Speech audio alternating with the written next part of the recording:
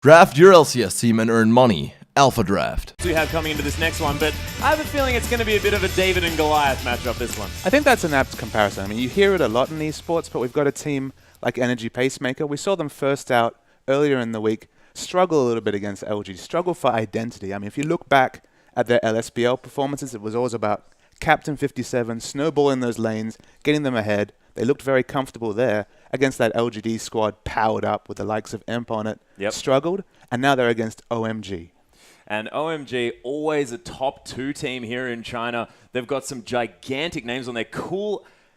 That guy has incredible mechanics, and when he's on, he is on. But has had some sort of shaky experiences if we look back at the likes of Worlds, but this squad is still looking incredibly solid. And with the fact that they are all still Chinese, they're going to be able to have that amazing amount of communication. Uzi coming over onto the team, the star player as well, replacing, of course, San down there in the bottom lane that a lot of people argued was a little bit of the weak link of the OMG lineup. But, man, they're looking so strong at the moment. I mean, in terms of identity of team, it's an interesting one. I mean, you look down that roster of OMG, going in the top lane, Loveling in the jungle, Cool in the mid lane, now Uzi moving over onto AD carry, and Cloud as support. That's pretty much the Chinese all-star team, you have to say, or at least up there in competition for it. So the names are there. Actually, a recent poll coming out of China, for the first time in Chinese League of Legends history, OMG has overtaken World Elite to be the most supported team in China. And with that strong Chinese lineup,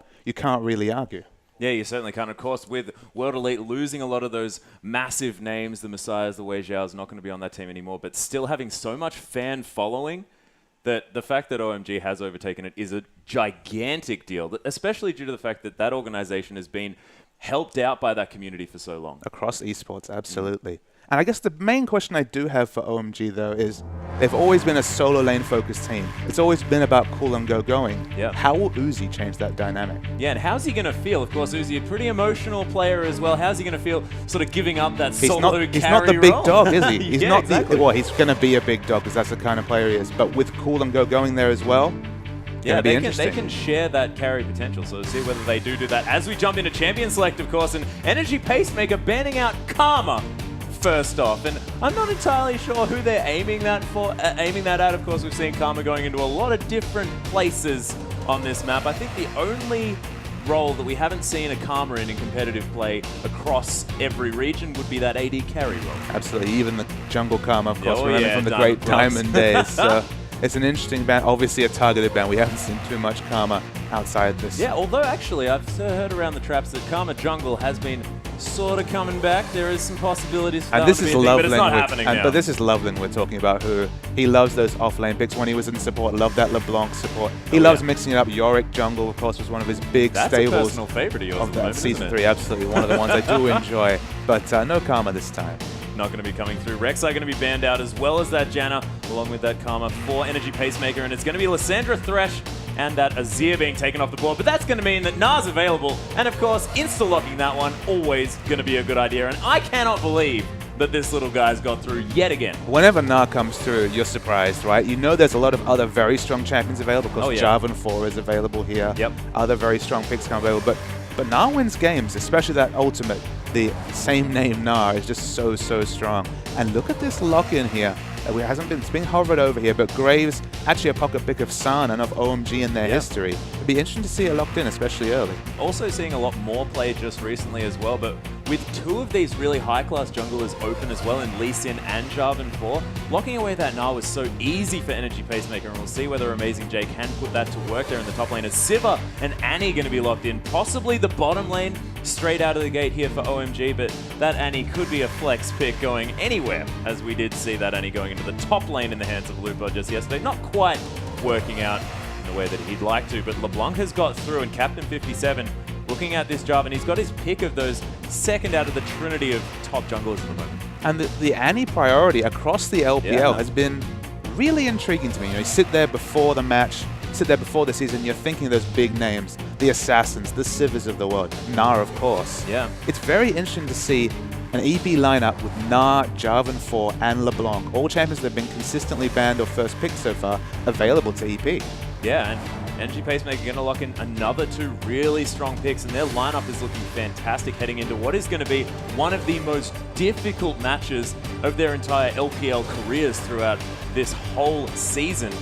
And they're looking good so far as these picks are concerned. On paper, right? The picks are nice, but yeah, it's good to have a good draft phase. Definitely. OMG love throwing a curveball, whether that's the jungle Yorick, whether that's just some lane swap action, and we'll have to see what they go for. Going already locking in that Maokai for himself. Cool picking that one up for him, and Uzi going to take away that Lee Sin for Loveling. So not surprised about that pickup, but we'll see what Energy Pacemaker do to round out their lineup. Of course, having to pick that bottom lane, hovering this Corki Nami lane. And how do you feel about this one if this one was to get through? There's a lot of poke obviously available from the Corki there. You're going to want to take as much advanced vision as possible so that LeBlanc can get that assassination up. A lot of LeBlanc bans, more LeBlanc bans than I was expecting in the LPL here. And we'll wait and see what the final pick is. I feel like the last pick from OMG here will really round out their comp, but I don't know which way we're going to go. It might be an old favorite. Oh, cool. Looking to get on another one of these massive caster assassins. He is going to lock in the Syndra here as well. So much lockdown potential. And with the follow-up of that Twisted Advance coming through from this Maokai as well, and that Tibbers to be available, this is just going to be so frightening for Energy Pacemaker to come up against, because the pick potential from this team is just looking scary. And it's from a very, very long range there. We're talking about the Syndra stuns. Yeah. The Flash Anti-Tibbers is going to come in there. So much engage and so much speed. This Maokai is going to be running at 1,000,000 miles an hour with the On the Hunt from Sivir. Yeah. So you can see what they're trying to do. They want to get those priority picks and pick up the objectives. And objective focus, that's OMG's bread and butter. That's exactly OMG's bread and butter, of course. When I was watching you and Pacer Time casting... Once upon a time. Yeah, once upon a time back when OMG was still playing, of course, been around for a very long time. They prioritized that mid lane turret like no team that I had ever seen in my entire life. They would sacrifice everything just to take that one, just so that they could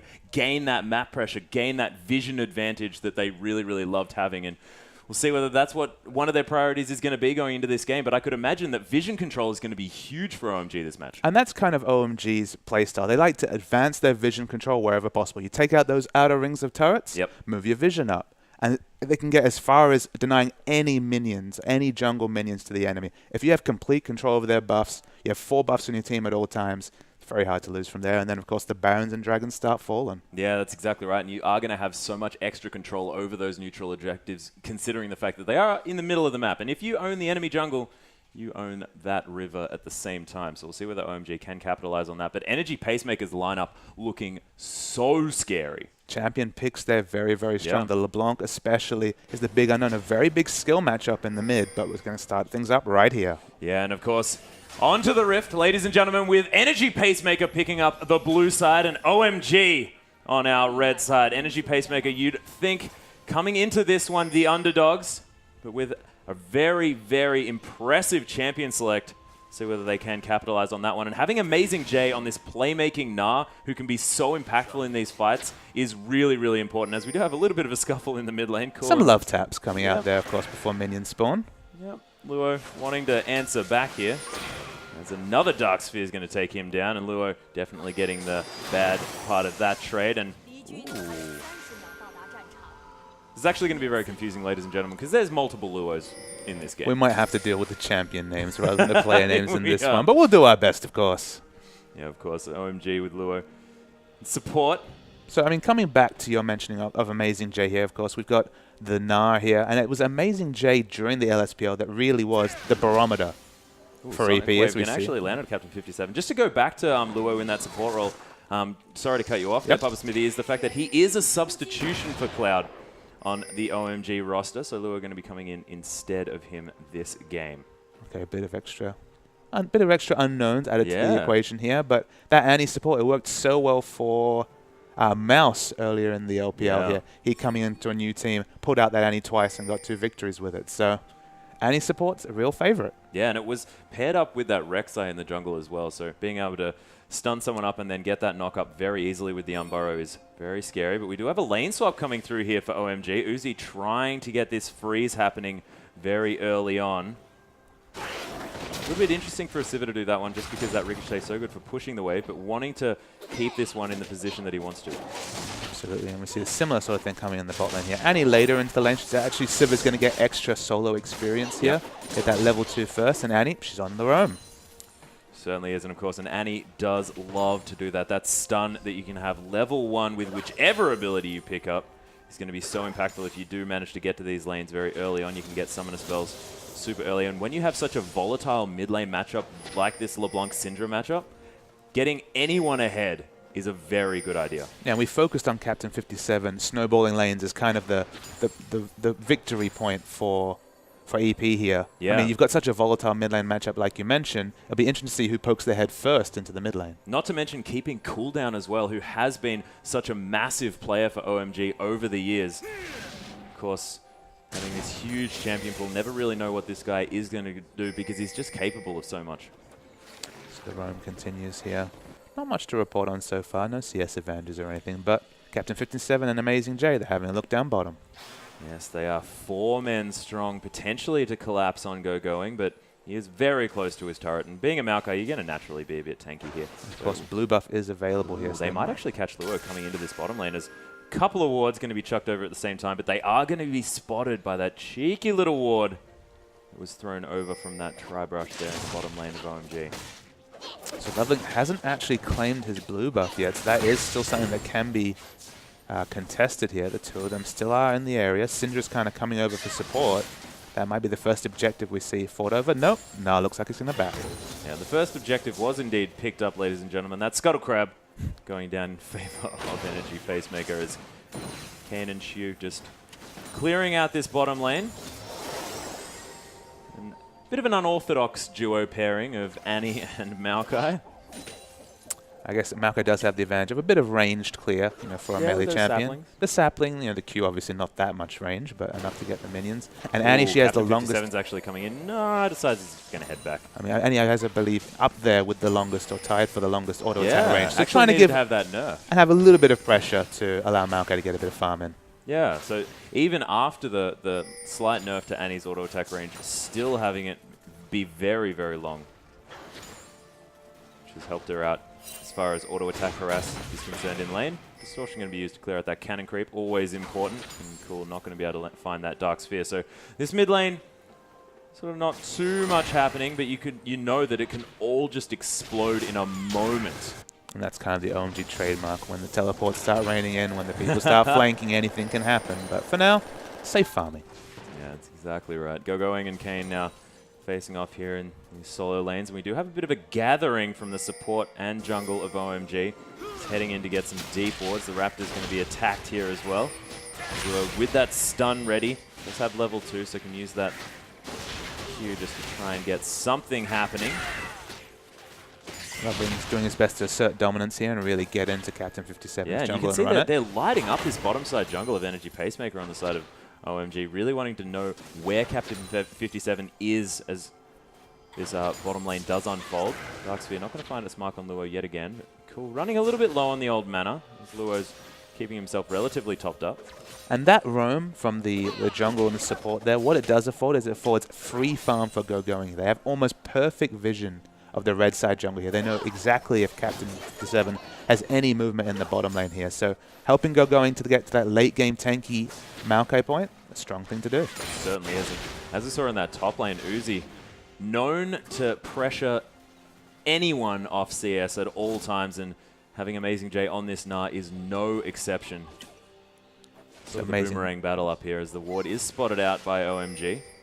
See, Amazing J doesn't have that advanced vision, right? You compare the OMG red side jungle here is a complete mystery to him, so he has to play safer. So theoretically, at least, Maokai should pick up more farm than you would have expected for a champion who's melee range most of the time. Well, OMG actually back here in this top lane. Amazing J is playing back intelligently, knowing that he doesn't have the vision available, but you can see OMG know exactly where Captain 57 is at all times because they have such aggressive warding already in this match. I mean, it's not just the warding that's aggressive. Look at this. Well, yeah, they're that's posturing true for a turret dive. Oh my goodness. Loveling actually going to be tanking up these minions as well just to make sure that push is going to be as easy as possible. There's the Pyro coming in, and that's such an easy first blood coming through for Loveling. just drives by with that resonating strike and safeguard. I mean, you say it's easy, but they make it look easy with their excellent wall control movement here. This is the OMG we know and love. Yeah, that was beautifully executed as well. Just getting the Annie stun through. Luo easily manages to lock down the target. Easy Sonic Wave, resonating strike for the kill. And it's just, that's how it's done, ladies and gentlemen. This is the OMG way. It's what separates the good teams from the great teams. I think there is that vision control, is that advanced vision that GoGoing's being afforded here. He's a fantastic top laner mechanically and in team fights on his own right, but when your team's helping you there, allowing you to farm safely, it just sets you up. And now Na is always going to be that hair behind. That's exactly right. GoGoing, known for being this fantastic teleport user as well, and the tankier that they can get this Maokai, the more he can be making plays around this map. I mean, we've seen a few Maokais actually really struggle in the LPL this season. Maokai kind of needs that time to ramp up. Yep. And if you force him to get like a second Dawn Ring, speaking of Maokai, Kane's being aggressed on the Twisted Advance to come in. The Flash and Valkyrie have to be used as GoGoing runs out of mana entirely, unable to keep up that chase, but that is a huge cooldown and a massive summoner spell to be used already by Kane. Yeah, Luo's just creating so much pressure. He doesn't need levels on that Annie to really be in there and get those stuns in. Obviously, it'd be nice to get to level 6 for the Tibbers, but doing fine on his own. Ward's going to be swept out here in the mid lane. OMG looking to get that dragon pressure happening. To Energy Pacemaker's credit, they do have a lot of wards around this dragon, so they know what's going on. Yeshua just going to be here just to clear out the wards at the red buff. It's just going to be Sonic waved. Loveling giving Captain 57 a bit of a leash. He's sniffing. He certainly is. Oh, a lot of burst damage from Lua here onto Loveling. Half of his health already gone, but it's a nice scout of the week to catch up Captain 57. Oh, they're actually going in. The Unleashed power for the kill immediately onto Captain 57. Luo is going to get flashed out of the way of here as well. And Cool running out of mana. There's the wallop. Amazing Jay. The Na here as well on 2 members. This is why you don't leave this character open. And Uzi is being caught up by 2 people, 3 people. OMG now. Cool. No mana. There's the Boomerang. Not going to find his mark, but the Hyper for the chase. And Amazing Jay. What an incredible teleport. And it was so fortuitous that he picked up the red buff there because the perma slow on the no mana Syndrome meant the kill will be picked up there. 3 for 2. It's going to be a dragon. And EP actually sneaking out to an early advantage. Yeah, and that was OMG just being a little bit overly aggressive, maybe underestimating Energy Pacemaker just a little bit coming into that engagement. They did manage to destroy Captain 57, but they just overextended. And Uzi's now getting caught out. And you're not going anywhere, buddy. Kane still has auto attacks. And that was hero mode play from Uzi. He thought, I can do this. I can stop the dragon. Luo's now around here as well. Full health. Actually, the other Luo's going to cop it. The dragon's going to go down. Kane's going to pick that one up, but they're going to sacrifice their mid laner for it. And the amusing thing is that I believe Lua got a full level up there from the kill. Oh, my goodness. The Annie there, the full level. Oh, we're fighting in the top. Yeah, Amazing Jay actually getting aggressed on by GoGoing. He does have a bit of an advanced lead here. Is Loveling going to be getting out of this one as best he can? Captain 57 is going to be okay as well. That was some Red buff's going to go over. That interesting movement right there. It was. I was very confused. League of Legends displacement doesn't actually follow physics properties all the time. This is a video game. We're not doing physics. I didn't do very well in that class. No? Not your favorite? Actually, no, it was one of my favorites. But the joke didn't work without not being. That's okay. That's okay. It's nice to see. I mean, the thing about OMG is, look, they tried something overly aggressive. They paid for it. But that's not going to stop them. That's their identity. They're always going to get right back in your face. And that's the amusing thing. Annie went in there, level 3, to contest the dragon, 1v3. No fear. Managed to get a kill. Picked up the kill. And that kill would have given him about a level's experience, just because you get more experience if you kill someone over-leveled. Oh, yeah. I believe it was a level 3 kill on a level 6 or 7. So very nice little advantage there for the Annie. Yeah, Lua's Annie was a little bit behind, of course, wanted to roam around a lot. It wasn't because he was pressured out of a lane or anything like that. Just wanted to put on as much pressure as he could. But first dragon going over to Energy Pacemaker, and they have a very even gold situation at the same time. This may not have necessarily been what we were expecting from these teams. I mean, the even gold situation applies to most lanes, but not the middle lane here. Matches we see 30 CS is the advantage. You see Lua, he's trying to hold on to the minions right here, but it's been cool. He's been well ahead on this Syndra. Certainly has. There are a few assists. Lua's back pocket on this Syndra. Oh, nice big one. Going to get a lot of damage onto Uzi and Annie. Kane playing forward. Loveling wants to try and do something here, but it is very hard to lock down the LeBlanc. Does have this ward, so he can safeguard over to that one to try and get this Sonic Wave in the place that he wants to, and they're setting up the trap. Captain 57's waiting for the counter gank. They know what's going on here, does Energy Pacemaker. Luo is cheating to exactly the side he wants to. We do have actually the Scatter the Weak coming through. That's actually going to signal Luo to go in aggressive on this one. Oh, the Chilling Smite going to come out. Nice dodge. The Tidal Wave. A little bit overly excited coming down from Xiu. This amused me that 2 people in Vision and a guaranteed 6-man engage was coming there, but no kills come out. It was a bit like a nature documentary. They were all waiting in the woods ready for some action to happen. Yeah, I feel like David Attenborough should have stepped in for that one. If only we were so lucky. Oh, Loveling getting caught by the flag and drag there. The knock-up going to be available, but nice safeguard is going to get him out of any trouble. And a lot of damage coming through from Captain 57, actually. So I kind of want to unpack this big advantage in the mid lane. And you might be really quick to say, look, Cool is probably the MVP laner from OMG. He's a fantastic mid laner in his own right. Luo, we don't know as much about. It might be easy to say, yep, that's because Cool's a better mid laner than Luo. But I think a lot of this is the pressure that OMG's put down with those visions, with Loveling's movement. Got to be careful here, Kane. Kane's got to be careful. Does get stunned up, but she is here in order to give him some ebbs and flows and some Tidecaller's blessings. If you're consistently getting in there, putting that advanced vision down, harassing around the enemy Wraith camp, or Raptor camp, I believe it is now, that's what you're going to afford. You're going to afford free farm. Maelstrom actually here in the top lane going aggressive onto Amazing J, who has that Hex Drinker in order to stop a bit of that damage. Hyper's going to proc here. There's the Nah as he gets into Mega Form. The rocks are going to come out. Wallop to death. And that is going to be Amazing J with the 1v1 kill on Going. Never underestimate that Nah Rage Bar. When it comes through, oh yeah, scary things can happen. Certainly are. And Amazing J having a fantastic game so far. 3-1-1 on this Nah. Does have that Hex Drinker and Giant Spelled as well, so very tanky. Not going to be blown up by a Cool on this Syndra as well, which is going to be probably his main threat in this one, because Cool might have to be focusing out this Nah just to eliminate that gigantic CC threat. And I'm hoping that Amazing J takes that little advantage of getting a solo kill on Going there. You know, very well regarded as a top solo laner in the world. That little solo kill, I hope he takes that into aggression in the team fights, really gets in there with the Nah, because that's a nice little solo thing for himself to hang his hat on. Exactly, and you got a Rage Bar for a reason. You may as well use it. Cool, going to be clearing out this wave as well, and Cool's champing at the bit at the moment. He really wants to get in here and use the fact that he's so far ahead in CS, does have that Morellonomicon and the blasting one now as well. So just really wants to be blowing people up, does have that potential here.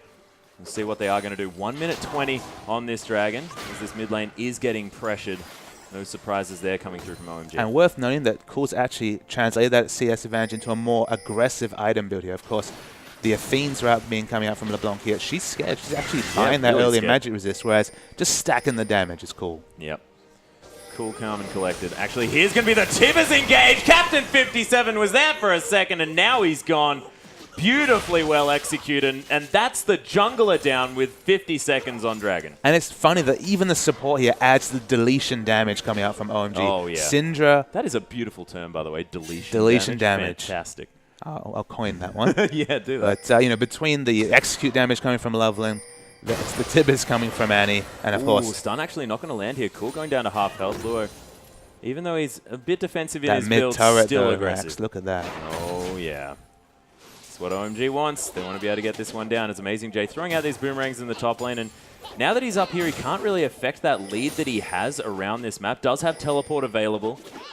And we'll see what OMG do when he does utilize that summoner spell in order to get his way into these fights, because this Dragon is going to be up, and Amazing J is going to be so necessary for Energy Pacemaker. Interesting to see what his big buy is. It's actually going to be the Sunfire Cape. So actually going for the damage rather than perhaps the extra tankiness. I quite like the Sunfire Cape here. Really wanted to capitalize on this early advantage that he has.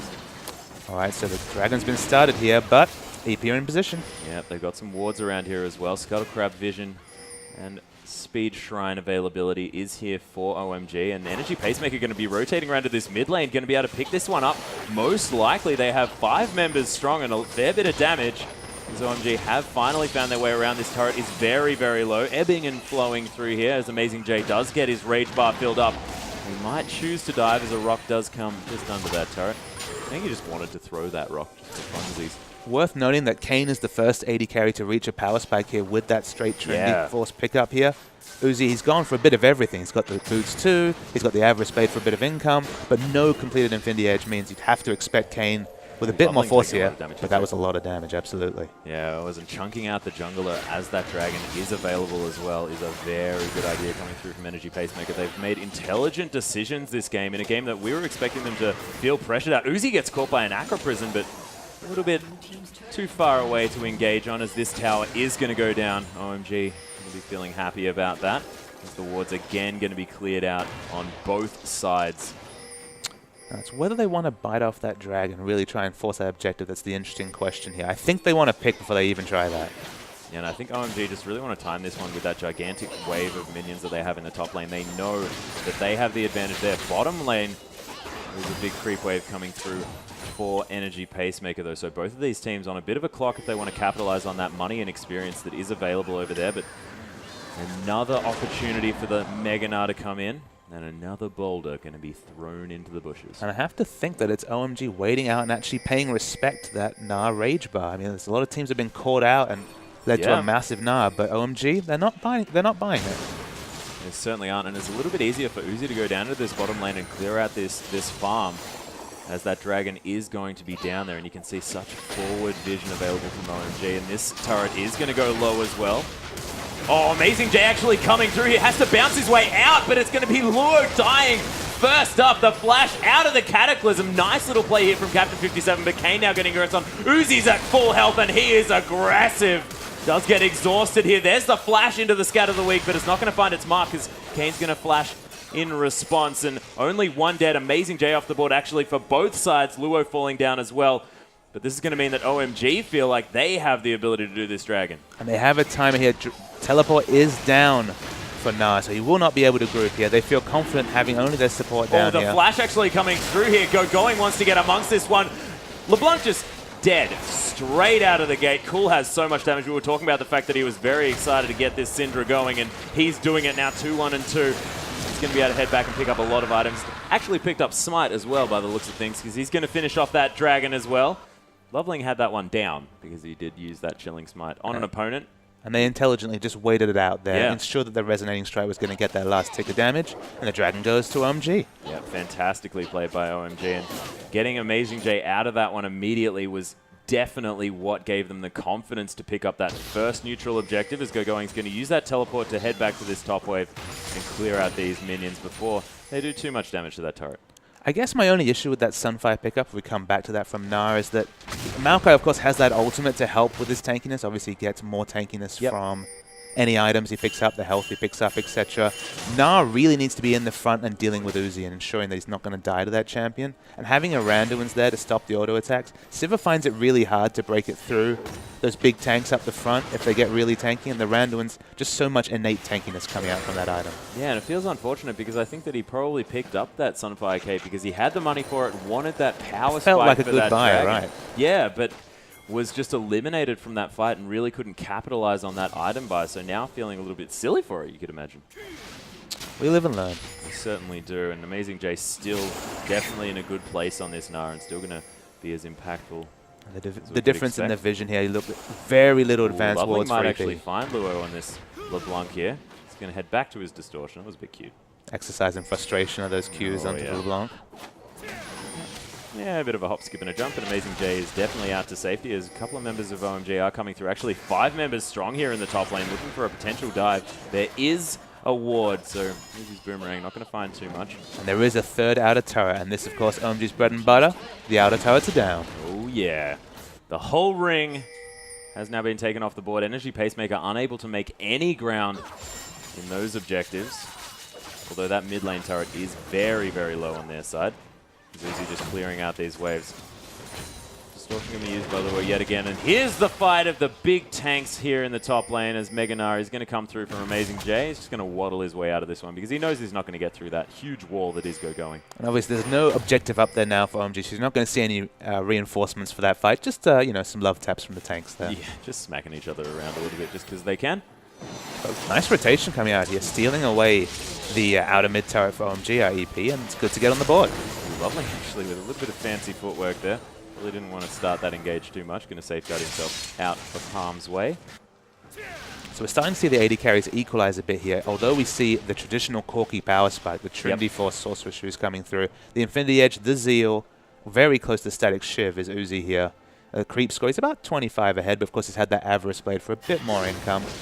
Very close, but you have to think Civ is feeling good going into the next team fight. Certainly, especially if you manage to pick up another 600 gold. That Static Shiv and Infinity Edge is just so fantastic, especially for that upfront burst, as you do have that Static Shiv proc to guarantee your first crit. It's very scary. Walloped these creeps. Amazing J probably going to head back to base here as he's overextended just a little bit due to the fact that that turret is now gone.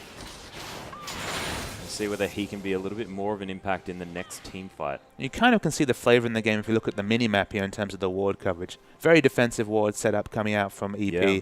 The offensive wards, they're going to start pushing further and further, creeping further and further towards the red and blue buffs of EP as OMG start to exert their dominance. Yeah, OMG actually deciding to ward a little bit more defensively as this game goes on. Of course, early on in this one, they did have very forward warding, but now laning's over. Energy Pacemaker just a little bit more. We're still waiting for the next dragon to perhaps be the next flashpoint of the game. No massive buys, although interesting second buy coming out from Cool here. Has already finished that Void stuff. Yeah, wants to make sure that he can get through as much of this Hex Drinker and the Mercury's Treads that are coming through. Of course, Athene's and Mercury's Treads being picked up here by Luo as we do have a slight engagement. There's the Tibbers onto two members. Kane gets immediately chunked to half health, and that's going to be Captain 57 going down solo. Does get the Cataclysm off, but look at the bomb damage coming through from Kane. He's smashing from the backside, but he's dead now. Going's going to pick up that kill, and Luo and Shu just going to have to get the heck out of here. The Fish going to sacrifice herself, and that is a 4-for-1 exchange. OMG with such teamfight prowess. Absolutely. It was the target selection coming out from OMG there that really won them out. That they always focus down the same member. They got them down. That's why they have 4 kills. It could have been a split fight right there. But excellent target selection. A big win for OMG, and now the inner turret's going down as well. Yeah, and wonderful timing as well to make sure that Amazing J couldn't smack them with that big Gnar ultimate as well. So knowing that they had to go in at exactly the right moment.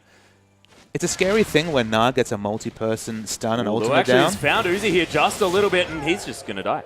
Just going for Waddle in the lane, just dying. Yeah, it's not a fun thing to do. Of course, you don't want to transition up through there. Didn't have quite the vision that he maybe expected from his team, and Luo's just going to head back and be like, yeah, that's it. And look, we know Uzi is a player. He saw that big wave up top, and he was like, I'm going to have this. Yeah, that's my money.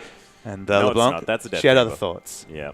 Certainly did. Zhonya's Hourglass almost finished up here by Cool, so he's going to have his third big item as that one does come through. Afford himself a little bit more defensiveness, you could say. And I like that adaptation, coming back to that Void stuff. I think you're correct. I think he recognized, look, that's a lot more magic resistant on LeBlanc than you'd expect. I'm not sure if I can one-shot her. Let's get the Void stuff in right now. Yeah, that's right. And you've got to make sure that you do build correctly, especially when you know that that Void stuff can be a little bit more damage that you get if you were to build up that Rabadon's Death Cap, which is of course going to take a little bit longer as well due to the fact that the price tag's a little bit larger. So the global gold signs come down here. It's 5,000, which on this patch is a considerable lead, but definitely not unassailable for EP. It certainly isn't, and they are going to continue pushing up here into this inner OMG turret. have been pretty slow to react here. Nice rotational play by EP, but a little bit sloppy movement coming through from OMG. Loveling really wants to try and get something going. Let's go going, actually getting down a little far. Amazing J going to get smited here a bit as well as he's trying to get that rage bar happening, but it's too low. The Tibbers to come in. And everybody else's ultimates to keep it going. Yep. Make sure you just throw all of your buttons at the Gnar, because that guy is pretty scary when he gets going. And going from this 3-1-1 on Gnar, now 3-4-3, and Amazing J transitioning into this late game, not going quite as well as you would have otherwise expected. I think he'll look back and regret that Sunfire purchase, regret having that perfect amount of gold. It's tantalizing sometimes. It certainly is. It is, and if they had have managed to get the teamfight that they wanted when they wanted it, it would have been a good buy, but alas, it will be happening this time as Scuttlecrab going to wander around as this dragon goes down for the second time from OMG. That objective snowball, it's beginning. You look at these wards here. Now we're starting to get aggressive wards down into EP's side. The choke, the choke out of all the resources available to them is starting. So many pink wards as well out for both of these sides. You can see 4 on the map for Energy Pacemaker, but scattered a little bit, not necessarily in a zone that they want to control, more just so that they can see the movements of OMG heading around this map. You have to feel those 2 next to Baron will be cleared out when the Baron vision choke starts to begin. Oh, yeah. Luo on this LeBlanc. Sort of building up a little bit of a mismatch of items as that blasting one's been sitting there for a while, and now the arm guard has been finished up. So incredibly defensive decisions coming through on this LeBlanc, which I'm not entirely sure is ever a good idea. It's one of those interesting things where, it's going to be a tanky Nah, of course, that's the standard build. It's going to be a tanky Jarvan. They're relying a lot on the Corki damage coming out here, and we look over at Loveling. He's already picked up a very early Aegis. And it's very interesting. Usually Aegis is the counter to lots of AoE magic damage. But in this case, there's a lot of latent magic damage, the Corki missiles. So not so much magic penetration, but just a lot of consistent magic damage coming out. Aegis will counter a lot of it. The top lane, the Distort is going to come through here. Going using that Twisted Advance to get very aggressive. And look at how tanky this guy is. The ultimate's on. Another Twisted Advance. The Tidal Wave to come through to hit 3 members. It's a nice disengage attempt here by Shu, but I think that the hunt is still on here from OMG. There's the Flash Tippers onto Amazing J. They want to get this Gnar out of this one, but he's about to transform. The Gnar is going to be available. He's smashing people into the wall, and here's the turnaround. Kane managing to pick up a kill, but Uzi's taken down the Gnar now. Captain 57's going to fall. Cool takes a massive amount of burst, but Luo probably wanted a few more damage items because he can't finish off any members, and Uzi picking up yet another one. And this is a 1 for 4, and I'm getting a little bit of deja vu. Atlas, this is not the Maokai we've seen in other games here. The Rod of Ages completed, the Frozen Heart completed. He could buy so much time for the cavalry to run in, and OMG clean it up. And with all that cooldown reduction as well, you saw him just twisting and advancing on this team to no end, as they are going to take down the first inhibitor turret of this game. OMG not turning around the pressure. They are going to turn around. They're not going to turn around the pressure that they're putting on Energy Pacemaker at the moment. It's not a true retreat. It's a tactical retreat right here. And they may be getting towards this Baron, as we do have a teleport coming through into the top lane. Amazing J wants to get something going, but doesn't quite have that rage bar happening, and they're not as low as he would have otherwise expected. I see LeBlanc's also sniffing around on the bottom side here. Maybe they're looking for a counter Baron. I think that would be a very, very aggressive move. I'm not sure they have the damage to burst it down right here, especially with a full health Lee Sin. Yeah, it's a bit frightening here, as Luo's actually going to find Loveling here. Going to miss the chain, though. And Energy Pacemaker just trying to get that vision around that Baron pit, of course. They still do have that top inhibitor, so those creeps aren't going to be too much of a problem heading into that base. They have staggered the back timers from OMG here. Of course, people had to stick around Baron just to ensure no quick Baron came out from EP. So they bought themselves time. They're able to go and clear the big waves coming down at bottom top. It's Nami having a little sing. Yeah, it was a bit cute. Flashes of OGN right there. But, it's looking difficult for EP. I mean, we knew it was an uphill battle to begin with, but I think a Baron will be the death knell for this EP team. And you have to admit, EP have put on a much better show than I was personally expecting from these guys, because OMG just such a force to deal with. These pinks are going to be cleared out across the board. Couple of pink wards coming in here for OMG, wanting to make sure that they can strangle out the vision of Energy Pacemaker. They can actually start off this Baron, and look how tanky going is. I think he's tanking the Baron, but I'm not entirely sure, because he's not taking damage. Which one's the raid boss? Is it the Baron or is it going? Is it the tree? Or is it the Baron? Now they've taken a lot of magic resist shred from the Baron here, so a fight could be risky. Yeah, the boulders to come in here as well. The Gnar's going to be available. This is where he wants to do it. The knock-up to come in. There's the wallop as well. Amazing J flashes for the triple stun, but Uzi's going to be able to take out Captain 57. Kane's going to fall down. This is a triple kill for Uzi, and in the meantime, that Gnar's going to be dealt with. The flash twisted advance. Could it be the Quadra? And it is for Uzi, and the star player definitely showing us exactly why he's given that name. Amazing J was licking his lips there. Beautiful three-man Gnar, but it didn't matter. The rest of his team can't capitalize on his excellent work. OMG come through. We've got really high health bars here. This could be the game. Yeah, it's the clean ace coming through here for OMG, and the Nexus turret's falling down. Energy Pacemaker putting up a valiant effort in that early game, but OMG just running away with this game towards the end. A credit to EP. We did not see the EP yesterday that kind of wilted under the pressure that LG did put down. Yeah. They tried their best. They tried to get back into the game, but OMG, they're just too strong. Yeah, OMG just looking fantastic towards the end of that game, but I did like how Energy Pacemaker looked at the beginning. Amazing J managing to get some decent Gnar work done, especially at the beginning with that first teleport, which was fantastically well done, but the rest of the team just not quite managing to pick it up, and you could see Luo in that mid lane on LeBlanc just so scared of what Cool was capable of. Absolutely, and that's the sort of things, you look at that item build, you have to say, for a LeBlanc to be building that scared, building that much magic resist, kind of defeats the purpose of the pick. Yeah, it certainly does. And not even really able to clean up the kill. You really want to have that deletion potential. And Cool, you could see he just copped that entire burst from Luo and was fine, just shrugged it off. All right. Yeah, we are going to go into a quick replay here, ladies and gentlemen.